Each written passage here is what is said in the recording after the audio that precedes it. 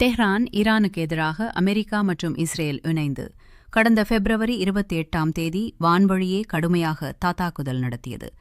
தொடர்ந்து 6 வாரங்களாக நடந்து வரும் தாக்குதலில் ஈரானில் ஆண்கள், பெண்கள் என 2000த்திற்கும் மேற்பட்டோர் உயிரிழந்துள்ளனர். இதற்கு ஈரானும் பதிலடி கொடுத்து வருகிறது. இந்நிலையில் இஸ்லாமிய புரட்சி காவல் படையின் உளவு பிரிவுக்கான தலைவராக செயல்பட்ட மஜித் கோதம் காசினி கதேமி என்பவரை தெஹ்ரானில் வைத்து நேற்றிரவு இஸ்ரேல் விமானப்படையினர் தாக்கி படுகொலை செய்துள்ளனர். ராணுவ உளவு பிரிவு தகவலின் அடிப்படையிலேயே இந்த தாக்குதல் நடந்துள்ளது என இஸ்ரேல் தெரிவித்துள்ளது. கதேமி பல ஆண்டுகளாக ராணுவம் மற்றும் பாதுகாப்பு பிரிவில் உயர் பதவியை வகித்த அனுபவம் வாய்ந்தவர். அவர் சேகரித்த உளவு தகவல்களைக் கொண்டு பயங்கரவாத செயல்களை நவீனப்படுத்தியும் அமல்படுத்தியும் வந்திருக்கிறார்.